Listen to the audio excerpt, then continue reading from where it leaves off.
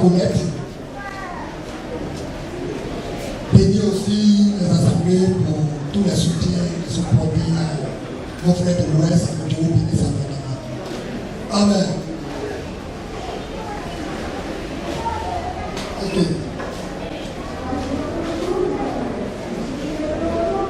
Nous allons continuer dans le message.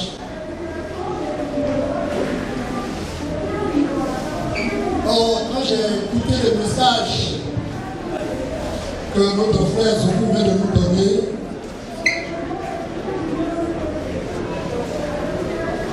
une question a monté à mon esprit,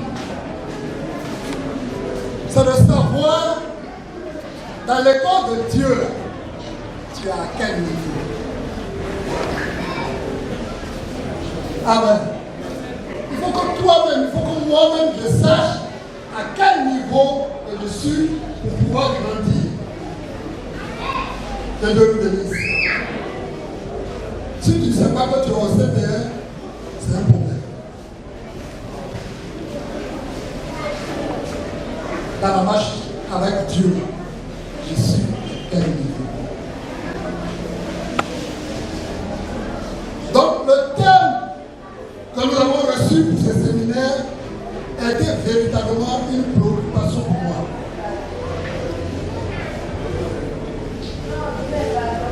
Et hier, notre frère Alain, hier soir, a touché cela un peu. Dieu fait des choses dans la vie de son peuple pour que son peuple soit touché et revenir à lui. Mais là, le peuple ne revient pas à lui. Et pas une seule fois. Plusieurs fois.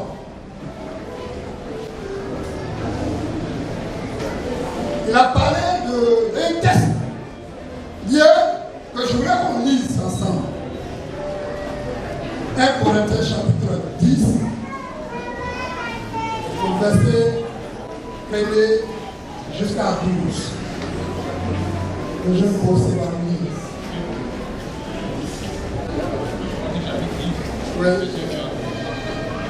Ouais, je ne crois que vous ignorez que nos pères ont été, tous étaient sous la rive, qu'ils ont tous passé au travers de la mer,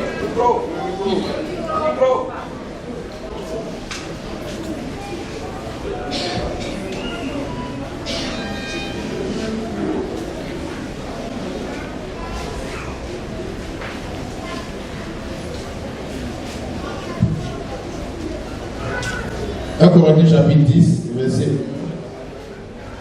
Frères, je ne veux pas que vous ignoriez que nos pères ont tous été sous la nuée, qu'ils ont tous passé au travers de la mer, qu'ils ont été baptisés en Moïse dans la nuée et dans la mer, qu'ils ont mangé le même aliment spirituel, qu'ils ont tous bu le même breuvage spirituel, car ils buvaient à un rocher spirituel qui les suivait. Ce rocher était Christ. Mais la plupart d'entre eux ne furent point agréables à Dieu, puisqu'ils périrent dans le désert. Bien aimé, on va s'arrêter là. Ici, l'apôtre Paul nous inspire pour qu'on comprenne ce qui s'est passé avec nos pères.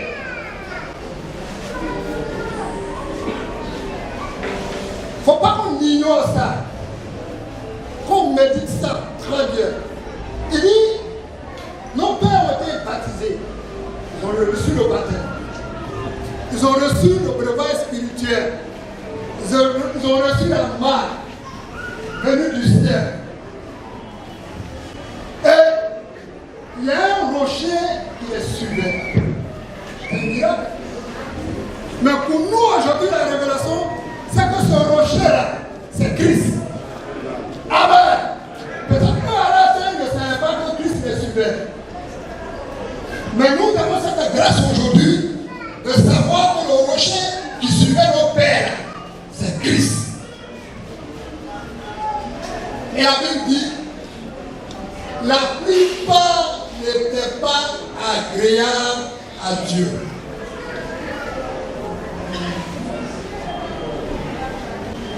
Et qu'est-ce qui va se passer? Dieu qui a promis Canaan, chemin faisant, certains vont mourir dans le désert. Continue. Verset 6. Or, ces choses sont arrivées pour nous servir d'exemple, afin que nous n'ayons pas de mauvais désirs comme ils en ont eu. Ne devenez pas idolâtres comme quelques-uns d'entre eux, selon qu'il est écrit, le peuple s'assit pour manger, boire, puis il se levait pour se divertir. Amen. Amen. On va aller étape par étape.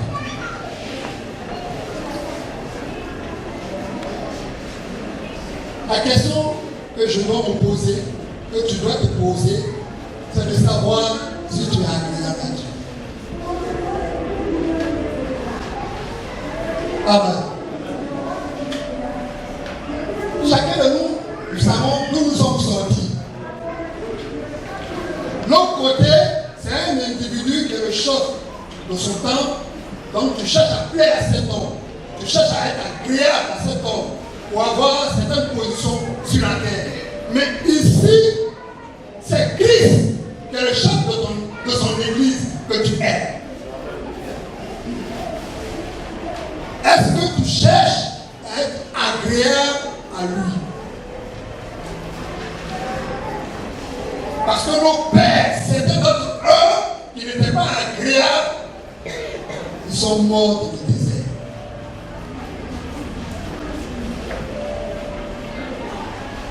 Et la Bible dit, ces choses sont arrivées pour nous servir d'exemple.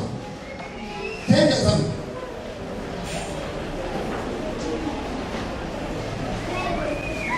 Il a dit, ne devenez pas idolâtres comme quelques-uns d'eux, selon qui est écrit, le peuple s'assit pour manger, pour boire, puis se lever pour se divestir. L'idolâtrie. Je pense que pour nous, ce n'est pas des idoles taillées, mais est-ce qu'il n'y a pas des idoles dans ton cœur? Ce que tu aimes plus que le Seigneur, c'est ton idole. Et souvent, quand Dieu nous donne, comme il a fait pour Abraham qui a prié, qui demandait un enfant, quand Dieu lui a donné Isaac, Isaac a commencé à être son idole dans son cœur.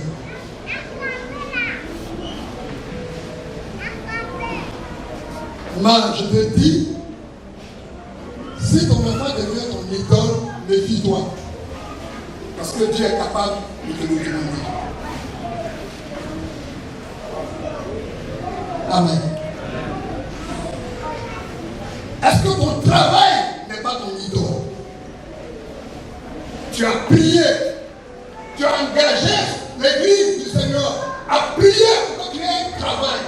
Est-ce que ton travail n'est pas venu remplacer ton Jésus?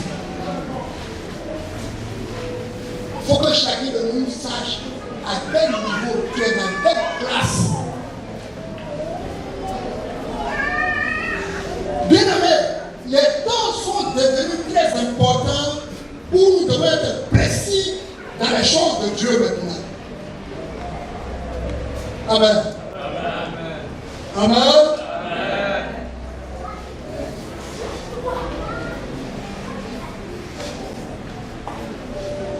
Alléluia.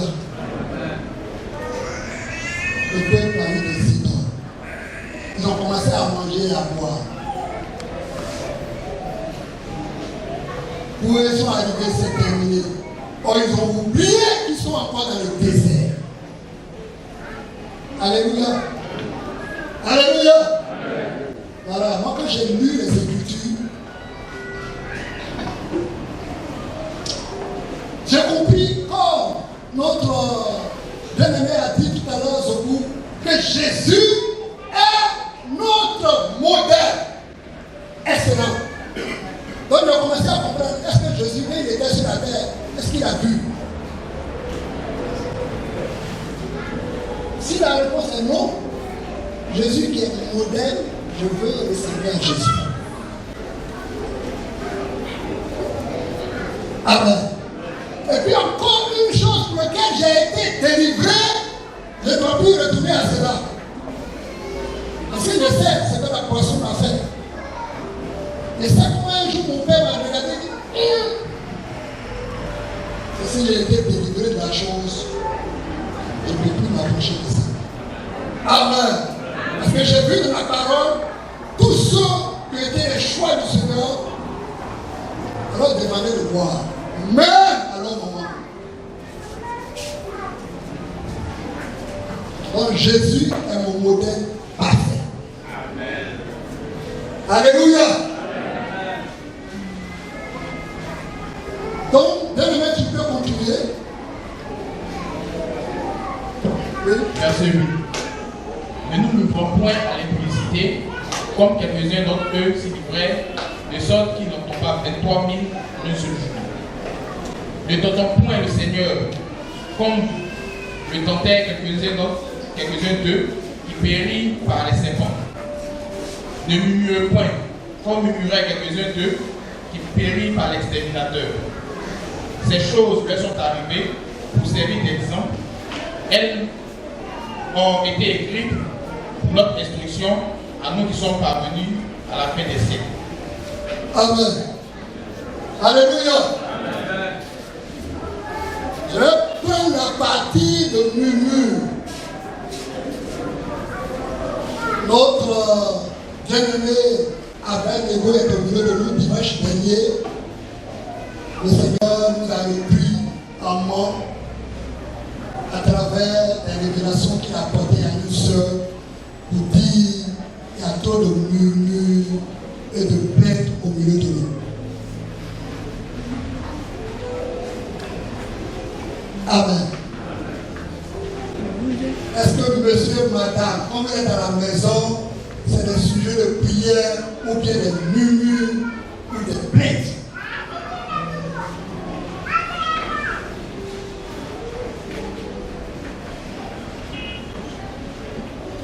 Ces choses nous sont arrivées pour nous servir d'exemple. Et c'est écrit pour notre instruction. Pour nous dire qu'on ne doit pas se comporter comme ça. Amen. Tu ne dois pas te dire que tu es au collège et puis tu vas avoir le comportement de quelqu'un qui est au CPR. Amen. Amen. Il y a une sœur qui a eu une révélation. Elle priait. Elle était dans un moment de gêne, cherchant le Seigneur. Et puis, pendant qu'elle se reposait là, elle a entendu les pas d'une personne qui est venue et qui a dit coco. Et puis elle a répondu oui. Puis la personne lui a dit, je veux rentrer chez toi, mais chez toi est sale.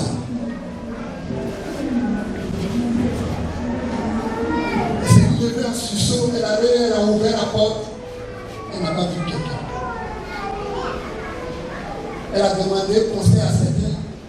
Certains lui ont dit, non, c'est ce qu'on vous enseigne toujours. Que quand tu es une femme, il faut prendre soin de ta maison. La Bible même nous recommande ça. Donc elle a pris la semaine en train de bien entretenir sa maison. Mais la voix a commencé à résonner plus fort dans son intérieur. Je veux rentrer chez toi, mais chez toi est sale. Elle s'est mise en prière et le Saint-Esprit a commencé à lui expliquer. Mais chez toi, là, tu es mené à la maison de Dieu. La maison de Dieu, là, c'est un temple qu'il faut aller décorer. Mais ton fort intérieur va être décoré. Amen. Et tout ce qui était dans sa vie, qui avait rendu sa vie sale, elle a commencé à se repentir de ça, à demander pardon au Seigneur. Et elle a été baptisée du Saint-Esprit, remplie du Saint-Esprit, et sa vie est conduite par le Saint-Esprit. Amen. Amen. Ce n'est pas nous les hommes qui sommes intelligents. Ce matin, avant d'habiter ce lieu, nos bien-aimés ont bien entretenu. Et nous sommes à l'aise. Mais n'oublie pas que tu es la maison de Dieu. La maison de Dieu que tu es là, est-ce que cette maison est bonne? Tu es à quel niveau de ta marche avec le Seigneur? Ces moments-là, ces convocations, le Seigneur le fait pour que chacun de nous s'examine lui-même. Pour savoir à quel niveau il est. Que Dieu nous bénisse. Que Dieu nous bénisse. Je vais revenir au texte d'Amos. Frère, je vais vous lire Amos chapitre 4. Bon, on a déjà lu ça hier pour gagner un temps. Amos chapitre 4, le verset 12. L'Éternel a dit 5 fois là-bas, malgré cela, vous n'êtes pas revenu à moi. Alléluia. Il y a eu des situations dans la vie du peuple de Dieu. Mais ça ne venait pas de Satan. Alléluia. Ça, il faut que ça soit clair dans notre esprit. Parce qu'aujourd'hui, on attribue tout à Satan. Et on ne sait pas que les choses qui se passent dans notre vie, c'est la main de l'Éternel. Il a dit dans le livre de Marc, en mon nom, vous allez chasser les démons. C'est pas ça? Voilà. Mais si le Seigneur est en activité dans ta maison, dans ta vie, tu vas chasser les démons. Ce n'est pas le démon qui a envie de travailler là. Au nom de Jésus, ne fais rien à Jésus. Est-ce que vous comprenez ça? Au nom de Jésus, ne fais rien à Jésus. Puisque c'est Jésus qui a envie de faire un travail dans ta vie. Donc si tu dis au nom de Jésus, sors, ta situation même va s'aggraver encore. Ça serait un signe pour toi. Il faut que je change ma manière de prier. De prier plutôt. Alléluia. Israël est battu un peu dans la vie d'Israël.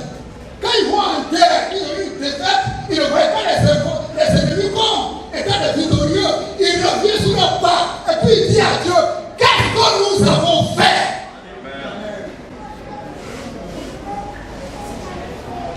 Mais aujourd'hui, on attribue tout à Satan. Mais c'est tel que le Seigneur nous a donné là. Il nous interpelle que ce qui est en train de se passer à l'église, c'est pas Satan.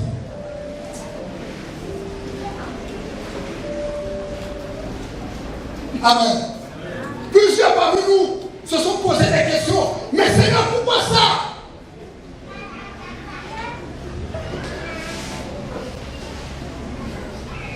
Des veillées de prière.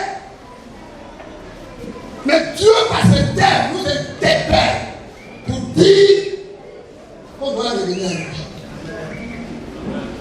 Qu'on doit le chercher véritablement. Amen. Amen. Beaucoup de choses qui te passent, même dans ton foyer, c'est pas Satan. Dans ton travail, c'est pas Satan. Dans ton argent, c'est pas Satan. Mais le Seigneur est en train d'intervenir. Et puis toi, tu ne comprends pas. Et puis souvent, tu attribues à Satan. Mais la situation ne change pas. Dieu veut qu'on revienne à lui. Amen. Amen. Dieu veut qu'on revienne à lui. Amen. Amen. Dieu veut qu'on revienne à lui. Qu'on le cherche sincèrement. Mais, ici, Israël, il est dit même qu'il y a eu des morts de jeunes gens. Et ici, il est précisé que Dieu dit que c'est lui. Ou bien, il dit que c'est lui. Or, tout ça tenir à lui. Comme le temps qu'il est destiné devant le monde, on ne va pas lire tous les textes. Mais prenons l'histoire de Jonas. Jonas chapitre 1. Commencez par le premier verset, puis vous allez faire la lecture. Attends. Dieu dit à Jonas, va à Ninive. Et puis, il fait quoi? Il prend un bateau et puis il va à Tarsis.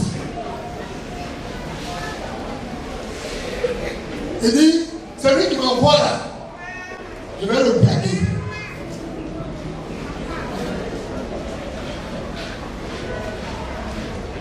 Et puis il fait son transport. Dans cette histoire-là aussi, j'aimerais que l'Église, bien aimé, compris pour nos conducteurs que nous sommes. Amen. Ça, je l'ai reçu aussi dans cette révélation. Il y a une voix qui a soufflé. Ce n'était pas le vent de Satan. Alléluia. Ça a chauffé. Les gens ont commencé à jeter leur bien, tout ce qu'il avait là, dans la mer pour avoir la vie sauve. Parce que c'est chaud là, tu te débarrasses de ce que tu as pour avoir quand même la vie. Mais qui a amené cette bête de cette personne? C'était Jonas. Lui-même, il savait que c'est Dieu qui était en train d'agir. Il a fait quoi? Il a trouvé un lieu pour aller dormir profondément. C'est écrit. Comment toi, tu es un homme de Dieu, dans le bateau a des problèmes et toi, tu vas dormir profondément. Les gens ont commencé à se débarrasser de leur bien. Et puis ils ont commencé à consulter leur Dieu. Ils dorment. Ils sont allés le réveiller. On dit, toi aussi, consulte ton Dieu. Mais en même temps, on va tirer au sort. Et le sort est tombé sur lui. C'est là maintenant qu'il va commencer à parler. Pourquoi ça?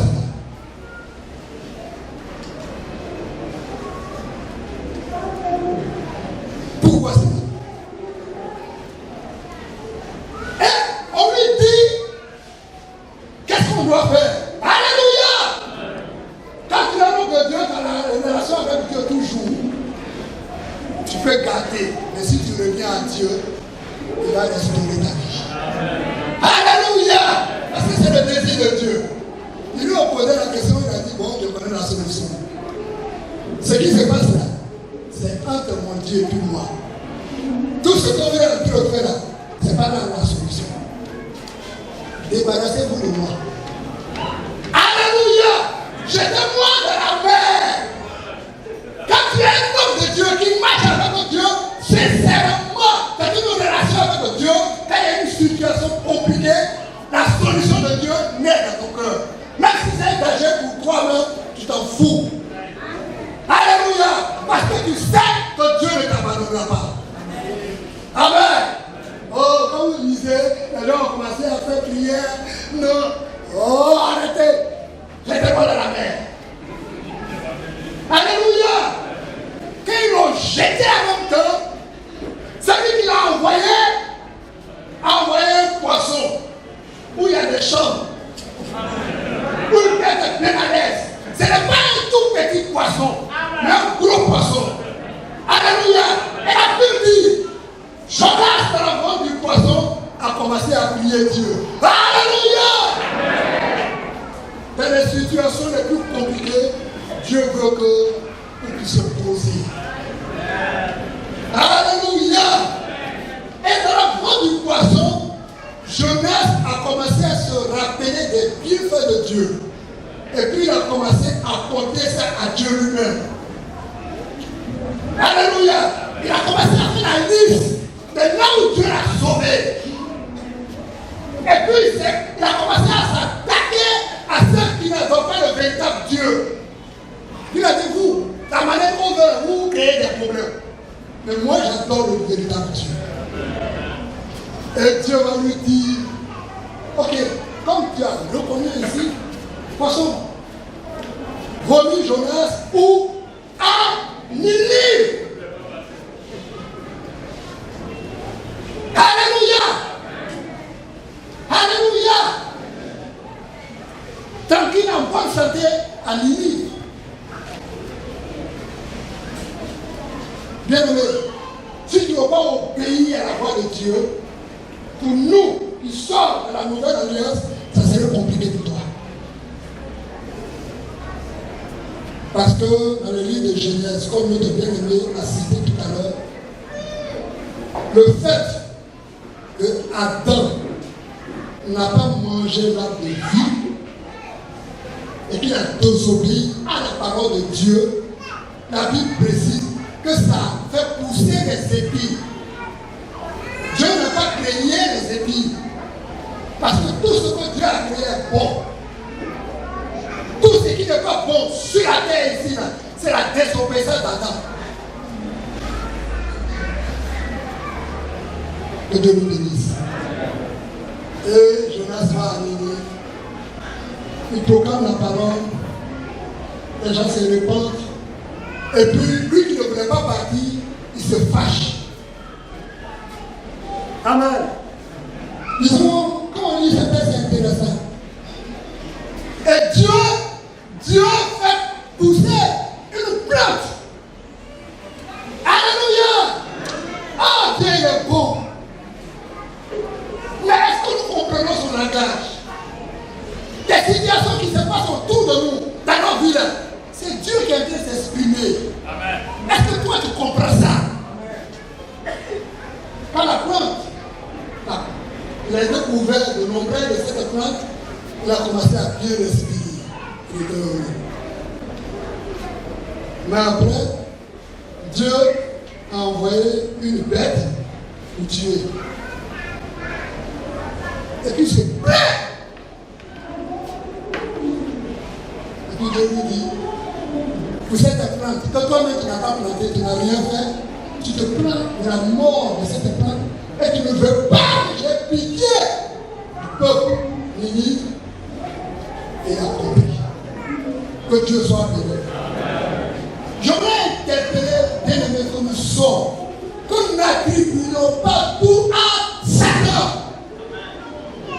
Il est loin de nous. Amen. Il est loin de nous. Amen. Tu comprends? Pour moi, Satan est loin de moi.